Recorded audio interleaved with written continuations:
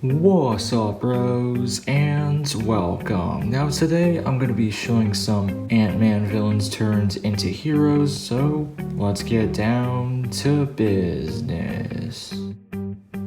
Now for the first custom in today's video, we have the Yellowjacket. Now the legs of this custom minifigure are just some dual molded yellow and black legs.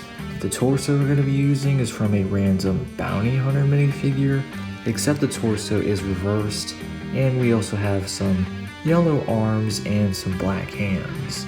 Then for the most interesting part of this custom, we're going to take this custom back attachment build that I made, which are basically Yellowjacket's stingers. You can move them around and pose them and stuff, but then for the next piece, we're gonna attach this Luke Skywalker headpiece from Star Wars, of course, and then for the last piece, we're gonna attach this Hank Pym black Ant-Man helmet piece, and then we have the completed Yellowjacket custom.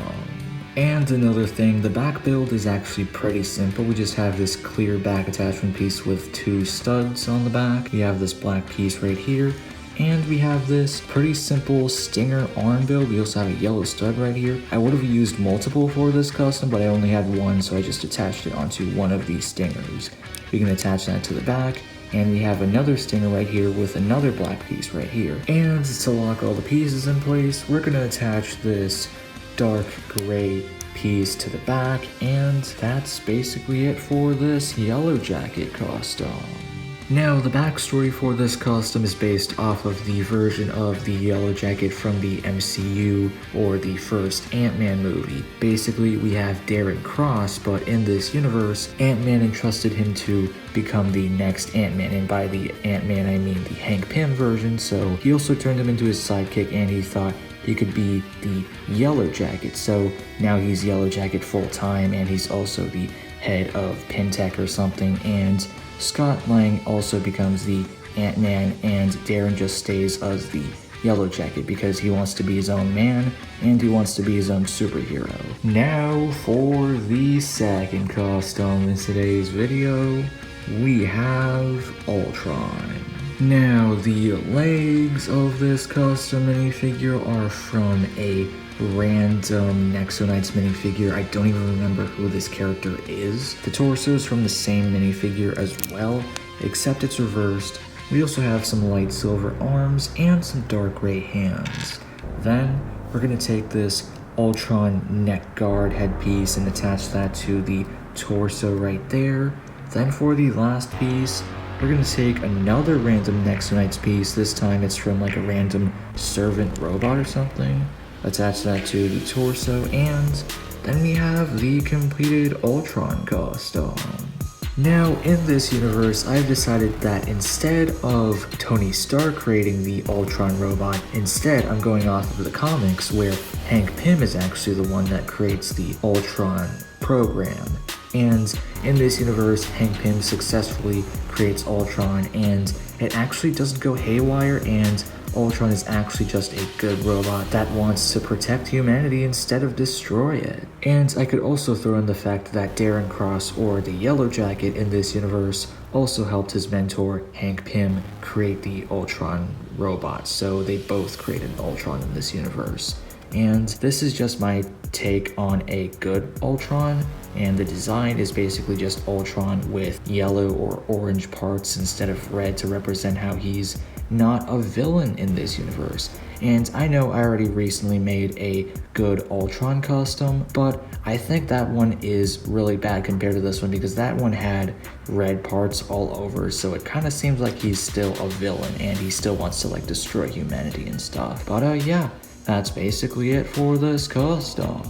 Now for the third custom in today's video, we have the Ghost. Now, the legs of this custom minifigure are from a First Order Executioner Trooper from Star Wars. The torso we're going to be using is from a Imperial Guard Trooper from, I believe, Solo: A Star Wars Story. And we also have a light gray arm with a white hand and a white hand with a light gray arm. Then we're going to take this ghost headpiece and attach that to the torso. Then for the last piece, we're just going to take this random white hood piece. And then we have the completed ghost costume.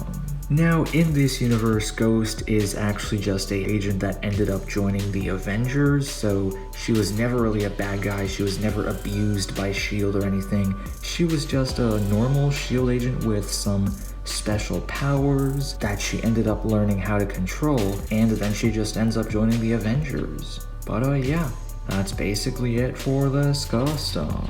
Now for the fourth and last custom in today's video, we have Kang the Protector. Now the legs of this custom minifigure are from the Battinson minifigure from the Batman.